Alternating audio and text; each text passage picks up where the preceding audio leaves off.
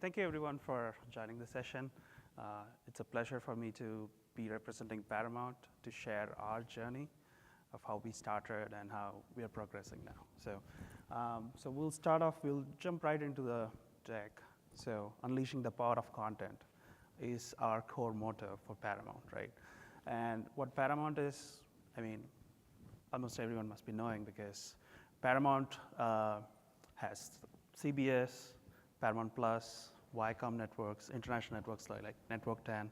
So it's a huge collaboration unit which processes streaming, one of the world's leading content everywhere on the TV, on the streaming platforms, internationally, locally in the US, etc. So I think the Paramount company doesn't need introduction, so just quick highlights and statistics of the company.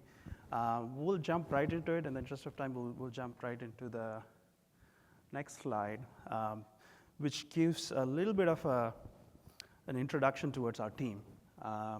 So I'm part of the platform and hyperautomation team. And so our goal and our focus has been primarily on building solutions that are low code and no code.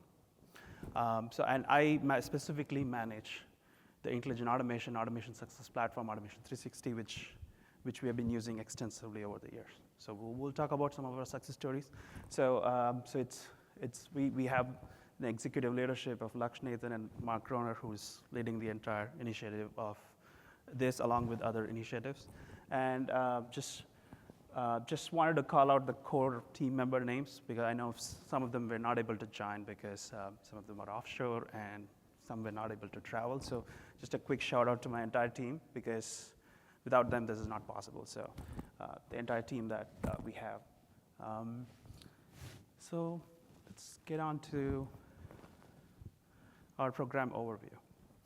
So we'll talk shortly about our journey, how things started, but this is a quick summary of what we have done so far.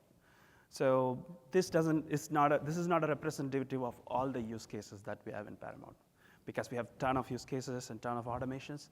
We have just handpicked some of the high value ROI use cases. Like for example, I'll start with the finance because finance, as we all know, there's a lot of things that can be done. Some of them are like invoice processing, invoice changes, order to cash, record reconciliation. So all those typical use cases that you would see. And then on the revenue side, and then HR, corporate side, where we have a lot of different automations and opportunities that we have been working on. So our journey. So our journey kind of starts at 2021, where we started off with one goal. As you all know, Viacom and CBS were different entities, and the merger was happening. So two large companies forming into one, and then there are different entities, everything coming together. So one of the goal on our leadership side was to what if we consolidate our platforms, especially the automation success platform, into one, and that is when we were going with Automation 360 as our platform of choice. So the different legacy companies had their own RPA solutions. They were more on the on-prem side. So our goal was to find a robust cloud RPA solution for Paramount on whole. So that's how we began our journey. So as we were beginning the journey, we thought it will be perfect for us to lay a solid foundation of how the program should look like. Forget all what was done before, whatever best practice or whatever framework was there. This is the time, or this is the moment to actually redefine or put the best practices in work. So luckily, the entire team, myself and the entire team, like we have been through different cycles of RPA implementations, Automation 360, or any other tool vendor implementations. The core is the same, right? So having the good streamlined process of intake, having a good streamlined process of feasibility, all the way to having best practices, development standard frameworks, testing and deployment, right? So those are the solid foundations that we started putting back in 2021. And then we started looking into these automations, and we started discussing with the business users, saying, is this automation still applicable? Do you still need it, or is there anything that can be done to make it better? Is there anything that is not applicable anymore? So we started redesigning what was already there. So that began our journey. And then somewhere around in Q3, we had this first batch of automations, digital assistants that were live in production. We also made sure that when we are building these or migrating these, we also should have a separate stream for new automation. So we had two different functions happening at the same time, migration as well as trying to build new automations. So the momentum was slowly building up there. And coming to 2021, we were almost done with the migration. Now, one thing very interesting thing happened there, because kudos to the entire team that I was sharing on the previous slide. Everyone were forward thinking in terms of what should we do to make it more robust and future-proof? What should we do to do something today and to be able to use the same thing over and over again tomorrow? So that is where we started rolling out the library components.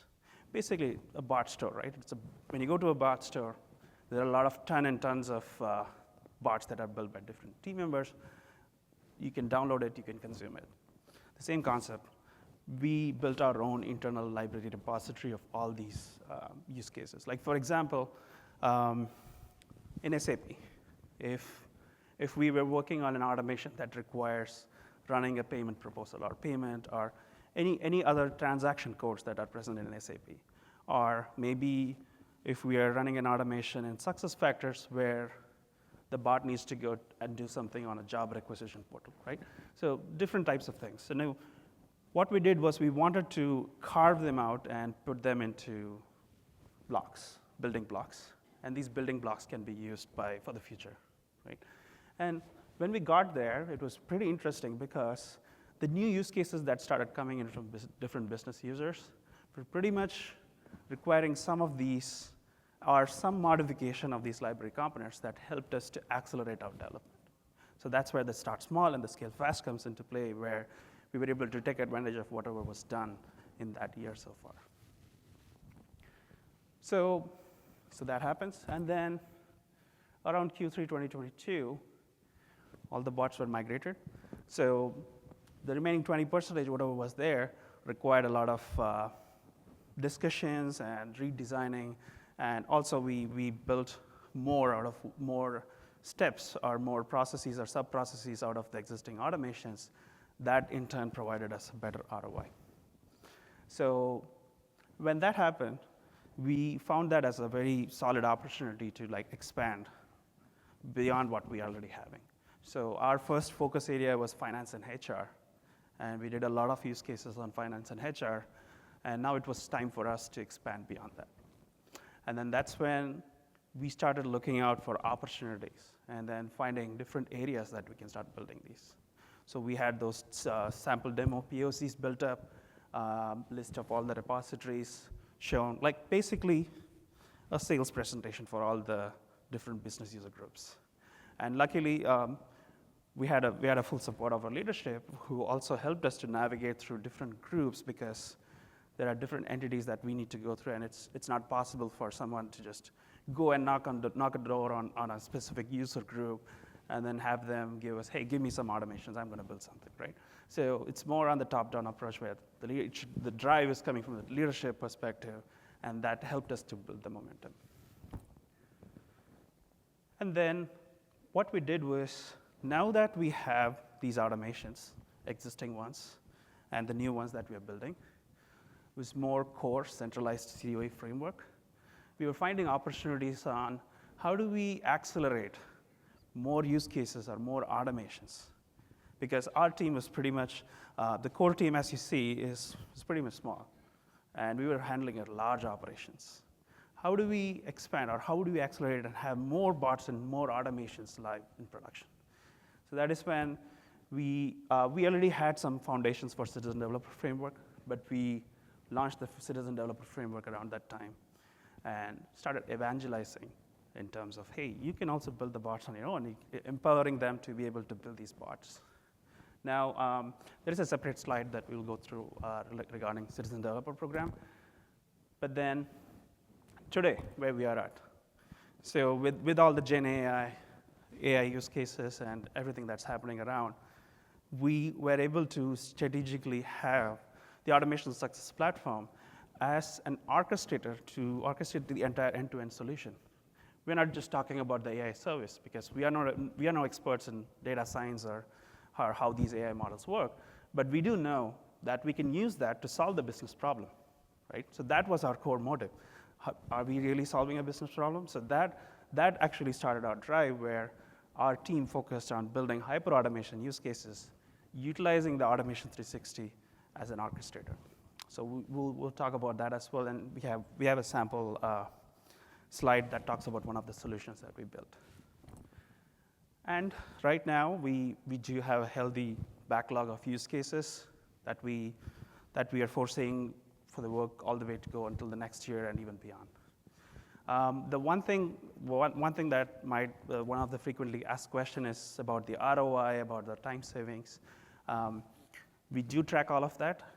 So because that data is internal, there's no information on that on these slides.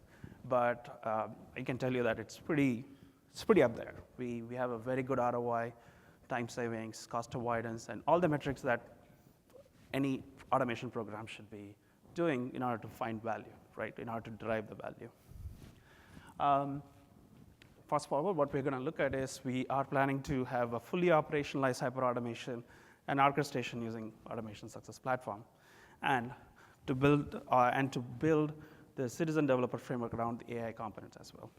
So that has been our goal. Okay. Critical components. So what made this work for us? I know every customer has their own journey.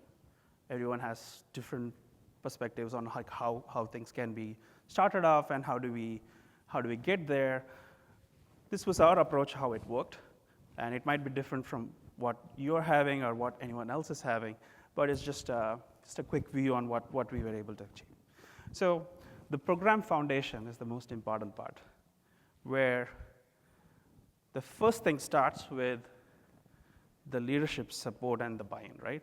There should be a clear-cut view of, okay, so this program or this solution or this team is going to bring me a value.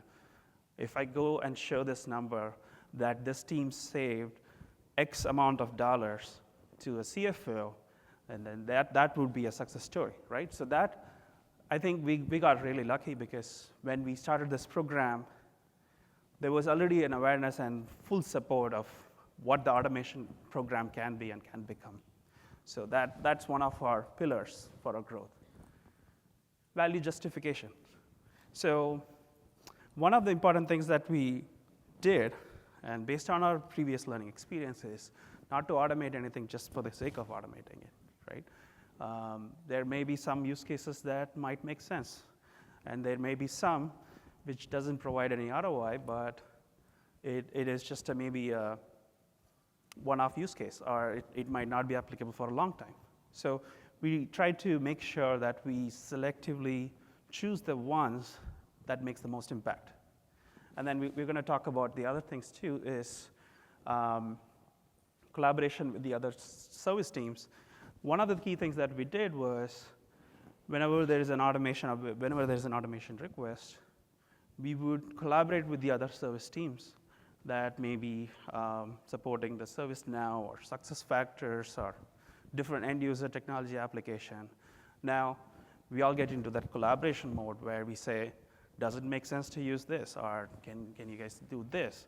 Like, what is the quickest time to value, or when can we get this MVP functioning? Is there some constraints on the application?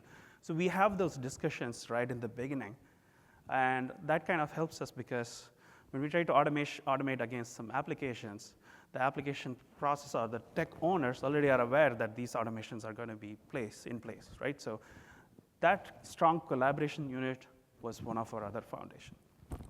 And in terms of talking to the business, so one of the key things we've also done is to be able to optimize the process, not just do whatever the PDD says.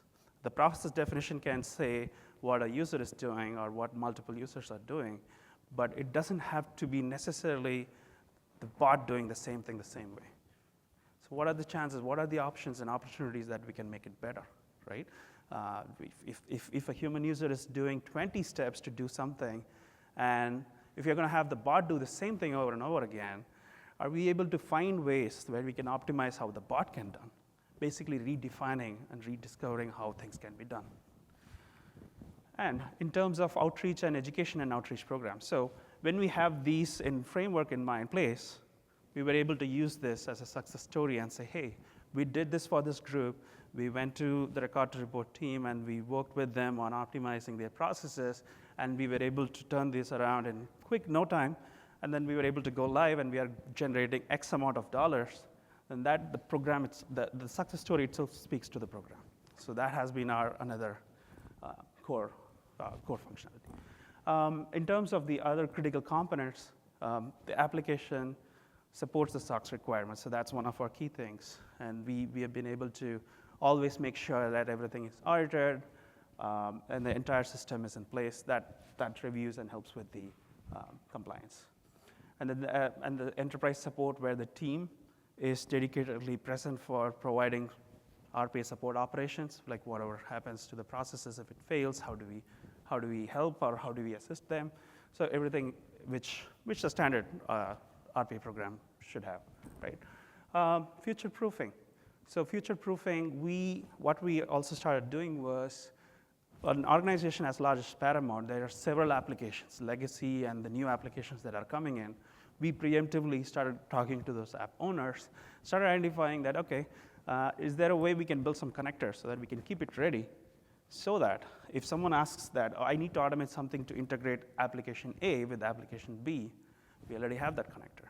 We already have the service account set up. We already have the ways how to set up the test data. So we have all that already available, which makes it more easier to start the building process. So, and also we talked about the reusable components. So we have several reusable components that we have. And one key thing that I wanted to highlight here was the COES system. So when we were building these automations for the businesses, we also tried to identify what can be done internally to make our lives easier. So bot deployment migration, CI/CD model, and having different ways of monitoring. So we have health check bots that run every day, and it actually identifies if a bot is, if a specific process is having troubles in certain areas, real-time reporting of where it is failing and what is the consistent number of times it is failing, so that someone can take a corrective action on it. So around 60% of our COE admin tasks or COE tasks is actually already automated by a bot. So the bot does that activity for us, so that we don't have to spend time worrying or doing things that can be already automated. And the most important thing again is the strong partnership. So we've had a very strong collaborative partnership with Automation Anywhere to have the support, as well as the technical and thought leadership, which helped us to grow, but where we are right now.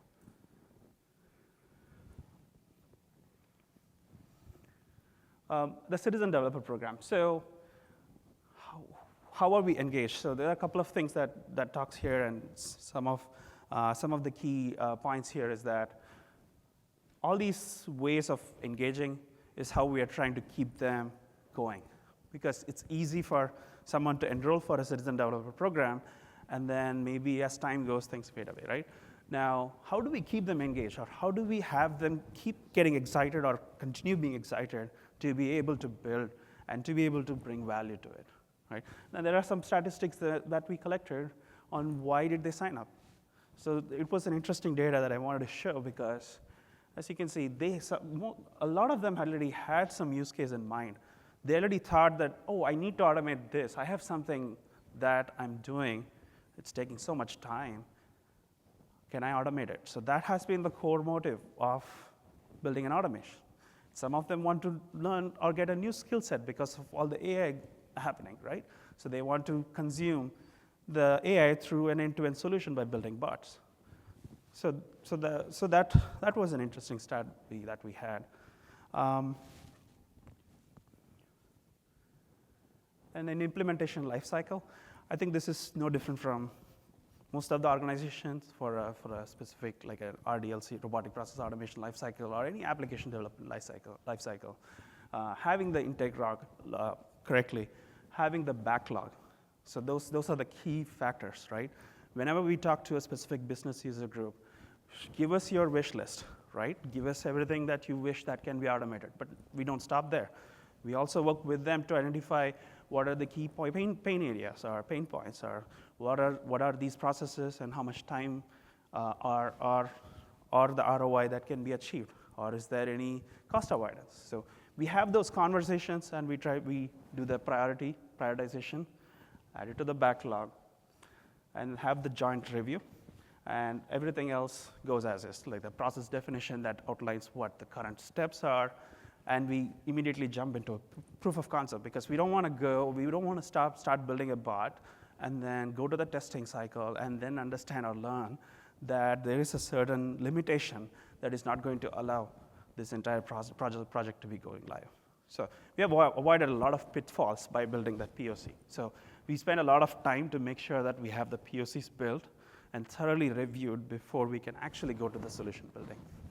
And then the remaining parts where the solution design is built on what is the to-be process, followed by the building, the regular development lifecycle. But there is an interesting part there, because every time someone builds something, we try to identify opportunities.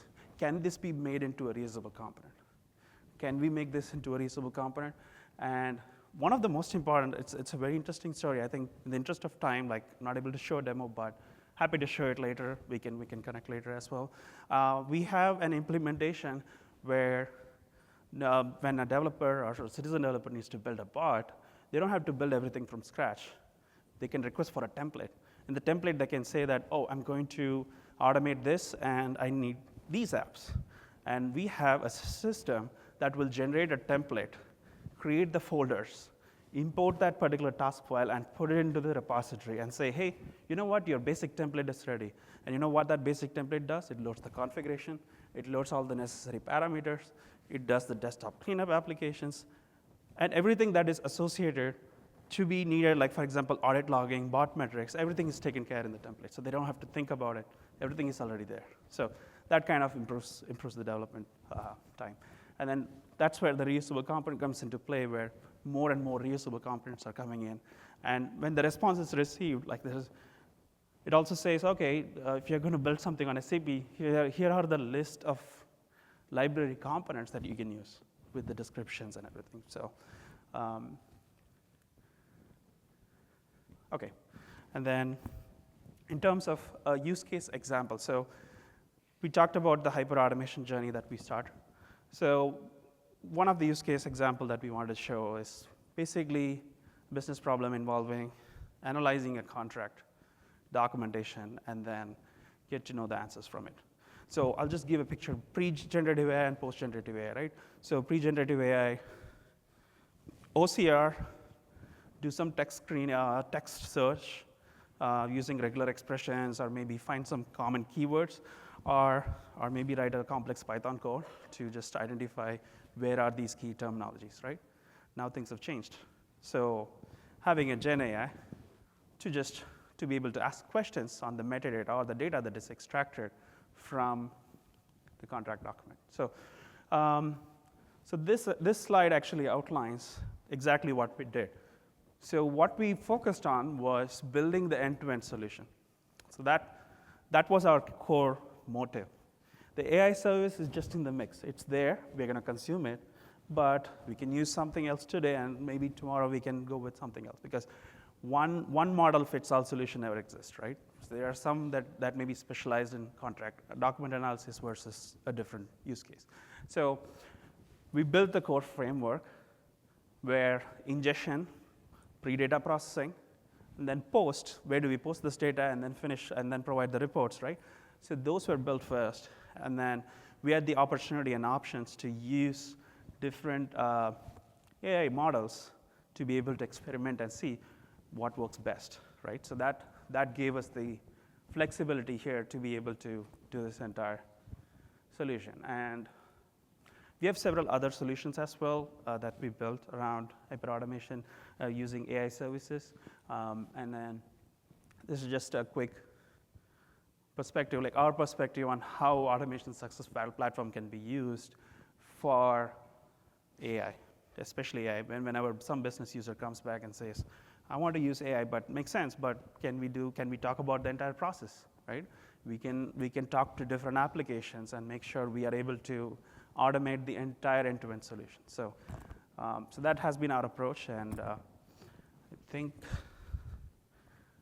we don't have time for the demo, so I think we need questions. We have a question there. Let me.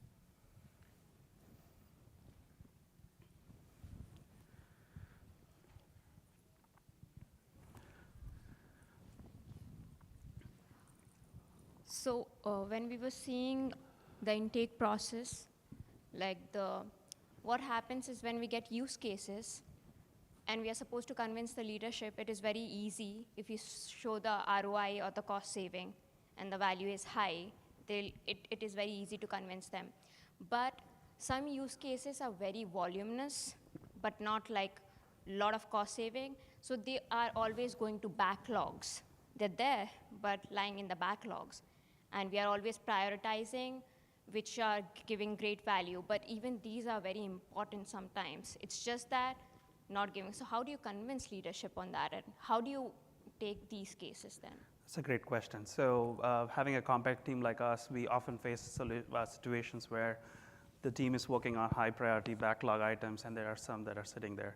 I think we have to make a conscious decision because every group is like our customer, right? And no one wants to wait for like 3 or 4 months for their automation to be implemented. So we make a very conscious choice that if there is a user group, even if the ROI is not promising, we try to take that in priority and try to build it.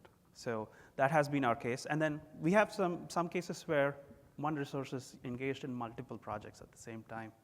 And the team has been effectively able to do it because of the templates, because of the framework, because they don't have to worry about the testing, test planning, and the test documentation creation or test plan creation, and then having the migration and everything, right? So those things are already, like we are taking few things off the plate so that they can do more. So we are making a conscious choice to make sure that we review all the use cases that are sitting in the backlog, and then also talk to the business and make sure we are able to address. Okay. And then another one is, so we are making PDDs based on the SOPs, right? Mm-hmm. So these documentations are either not updated or created 1 year ago, and everything keeps changing. So when we are creating PDDs based on that, even when we are trying to record the process, there might be steps that are missed, but we realize it during the testing phase or the development phase. And it doesn't happen once or twice, but it happens multiple times. Yep. So how do you handle that? Because are there any tools that can, like, even if the process is changing, but it is getting recorded where it is getting changed? So whenever we try automation, we just know. Okay, so 2 things. One is the process itself changing, and then the app itself changing, right? So one thing that we do, especially on our large apps like SAP or SAP Ariba, where constantly things change and they keep updating few things, right? One of the key things is we always try to avoid the surface level integration. We try to find options if we can do an API call, database connect, or anything that doesn't have to do a surface integration. And so that even if things change, it's easy to change it, right? But let's say we're talking about a worst case scenario where there's a UI screen change and everything. So the testing cycle, we always make sure to have the development and ongoing operations. So the entire team needs to have the mindset that just because they built that last week, it doesn't have to go all the way to production, because if the business says there is something changed or the application changed because of the app owner says that there's something new coming in, that needs to be accounted for. So we do have some buffer time that we allocate for that, especially for that. And then sometimes it goes above the buffer line, which is okay. We try to make it work, because in the end, is the business getting the value? Because if they don't, then that automation is useless. Like, we can just throw that away instead of even going live, right? So that we have been very cognizant about it. Okay. Thank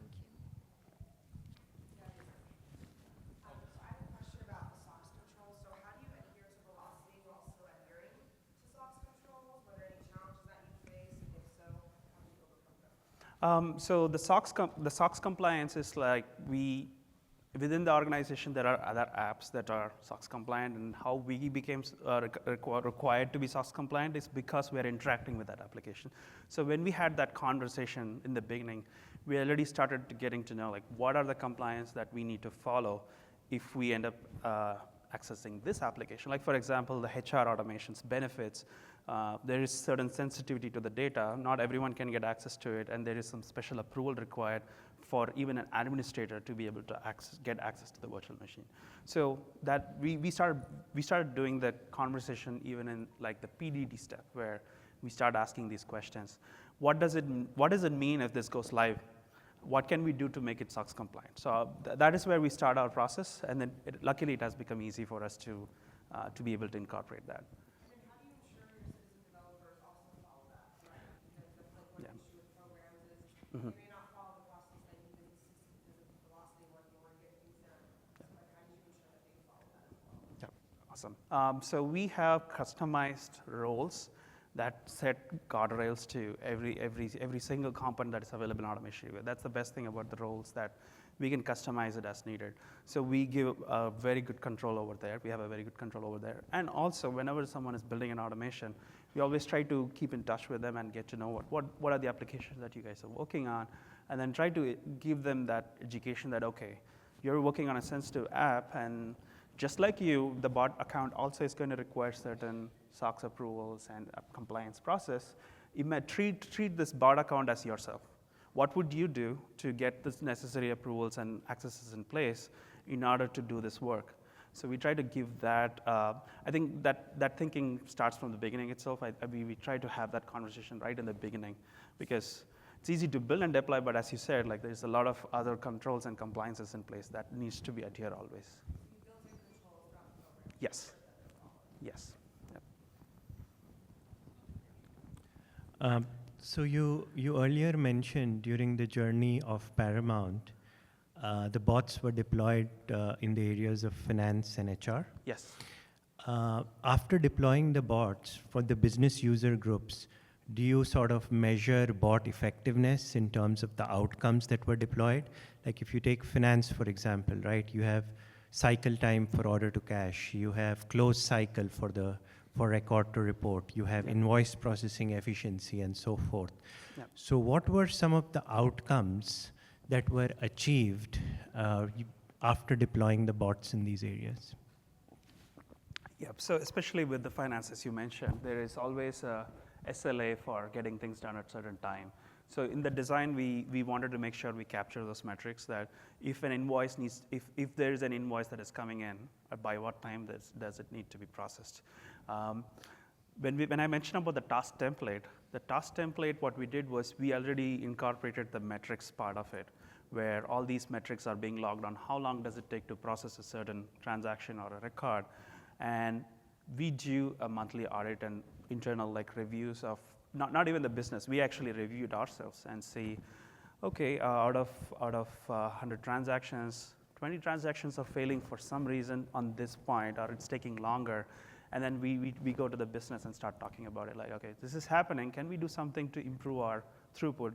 Ideally, we want 100%, but it's never possible. But we try our best to do as much as possible and effectively. And sometimes what we have realized is the time taken for the bot to do something might be a little longer than what a human user is doing, which is okay, because if the bot is running off business hours, it can keep running. It can keep running 24 hours instead of working 8 hours a day, right? So it is okay to take a hit. So sometimes we take a hit. We say it's fine to have the bot taking more time because it is running off the business hours, but the result is still there before the user comes in and tries to check.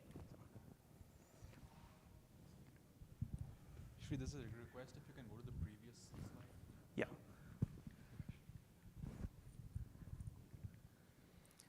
In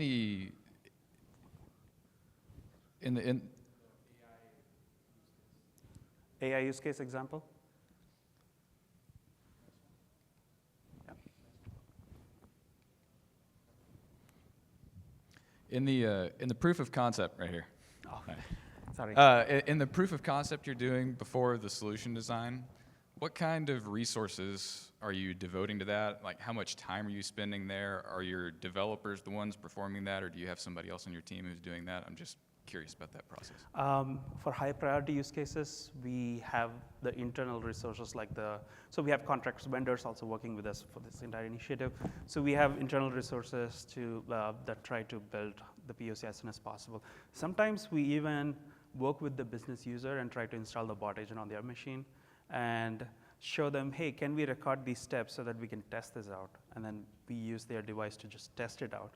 And it doesn't have to have all the bells and whistles. We just try to have the MVP or even something that can exactly check if these functionalities are working fine or not. So that's what our approach has been. For high priority ones, we try to do it internally and involve business users as much as possible because we can show them the true picture. Because tomorrow, like sometimes what we have faced in the past is we say that, okay, hey, you know what, testing is done, we're gonna go live in production.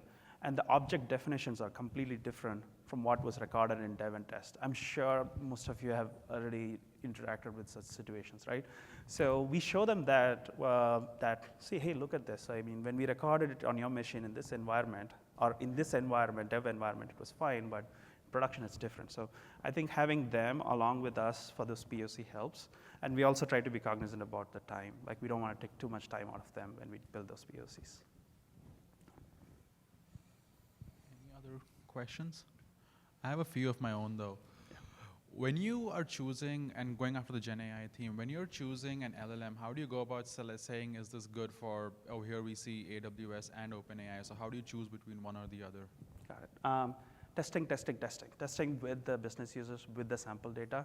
So that has been key for us. For this automation, we wanted to make sure we test with as many sample documents as possible and measure the accuracy level. Like there are certain prompts that certain business user wants, and then we try to test them out with what works best. And then we try to provide that statistics to them so that they can make an informed decision. And let's say, like for example, ChatGPT, right? Like version 3.5 and then 4 comes in. We should also have that in our cycle to be able to retest it if there is a better or a newer LLM models, right? You might get better accuracy levels. So that has been something that we have already been thinking, that once this is live, how do we keep measuring it and how do we keep testing it and see if there is any better LLM models? And especially with this orchestration, we don't need to change anything. All we need to do is just plug and play the AI model as needed. And does Paramount have any preferred AI vendor kind of a thing, or is it best of breed, whatever works for the use case works well for you? Paramount doesn't have a specific vendor that in terms of AI. I mean, it's open to all the AI solutions. That's why here it's just a couple of examples, but there are some amazing Microsoft Azure options as well, not just the OpenAI. And then we have the foundation models that can be used as well on the Amazon side, SageMaker, Google. So we don't have a specific vendor of choice. We just experiment and test it out with all different vendors. And also there is a separate process. There's a team involved which does the InfoSec review, VMO, all the checks or preliminary checks that are needed to have an AI solution in place. And last one from me, how do you prioritize your use cases? If you get 5 use cases, how do you know? Is it just business value? How do you go about the prioritization? Yeah, so when we talk to the business user group, we try to consolidate all the use cases and put it in our backlog. And we already have those initial conversations of, okay, so what are the value, or what is the outcome of this? Like, are you gonna get some value out of this? And then our first top priority is ROI, like, are we able to get a better ROI? Number 2 is it feasible too, right? Because if it is not feasible, then there's no point in doing anything on that particular solution. Or maybe if it is a best fit for a different team or a different application or a software technology that can handle this better, then we try to redirect. So I think that will eliminate certain things, or that will help us sort and order the priority list, and then we try to take those on high priority. But to the earlier question that we discussed, there might be some automations that are low ROI but high business sensitivity. We try to prioritize that as well and make sure we address them in our building. Awesome. So if you could go back in time with Paramount, What are the 3 things that you would do differently as it relates to the automation project? Is it better stakeholder involvement? Is it better prioritization? Is it better choosing of the LLM models? Is it better testing? What are some of the top 2 or 3 pitfalls that one should sort of avoid in these automation projects with Fortune 500s?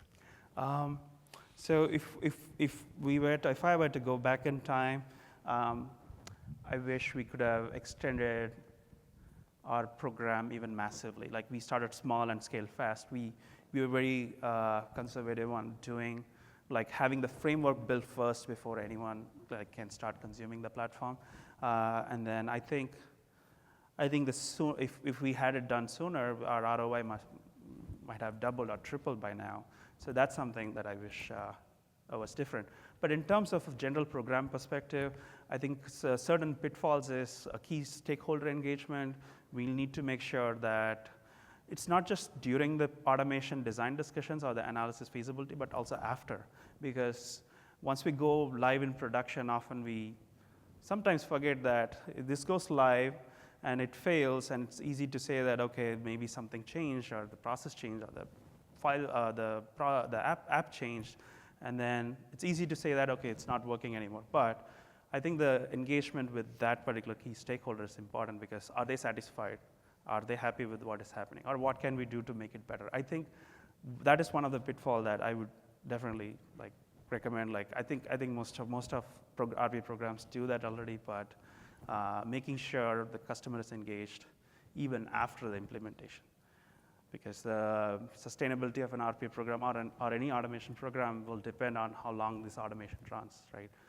We can keep building automations, putting them live in production, but if it keeps getting obsolete, then because we didn't cater to it or we didn't make it better, then it's on us. We are losing that ROI, and the customer's trust on us too. Awesome. There's one last question. I think we are almost at time, so we'll take one last question and then we'll be done. So in automation world, we interact with a lot of system of record applications day to day, right? So say ServiceNow, SAP and everything. So each product has its own AI enabled and they bring in a lot of new features. But from an overall framework perspective, there will be always a conflict. Should I go with Automation Anywhere, or if I use any other AI products that interacts with ServiceNow or system of record applications? Mm-hmm. So how do you choose? Like you go by case, whether I'll just go with whatever is inbuilt with applications, or to keep it as a framework effective, I do everything with Automation Anywhere. I leave all the AI features that's inbuilt within the applications. So how do you go with the solution? That's a great question. So we are already discussing on things like that because we, as part of the hyperautomation service, we have the ServiceNow team, we have the Salesforce team, and as you said, they have their own AI models that are coming up. And I think it's a collective discussion because I think this cannot happen in a silo. Like if I'm managing the automation program, RPA program, I cannot just make a decision and talk to the business saying, hey, you know what, we can use this. Without consulting with other tech teams because they have the great minds too. Like it's best when all the great minds get together and make a collective decision. And that's what we have been very focused on as well, to have this strong cohesive unit so that whenever a business use case comes in and we try to identify what makes sense, and there is a feature available within ServiceNow, some AI feature that might be the best fit, then that makes sense. We'll hand it over to them. And then they do the same thing. They get some request and then they feel that this cannot go to market sooner because RPA using Automation 360, like it's easy to build, low code, you can just go live very quickly, right? So you get your product sooner, right? Sometimes, like so. We make that choice, and by when do they need the software, the solution by, and then what makes best sense. So there is that collaboration there. Awesome. Thanks, everyone. Thank you so much. Thank you so much. Appreciate it. Thank you.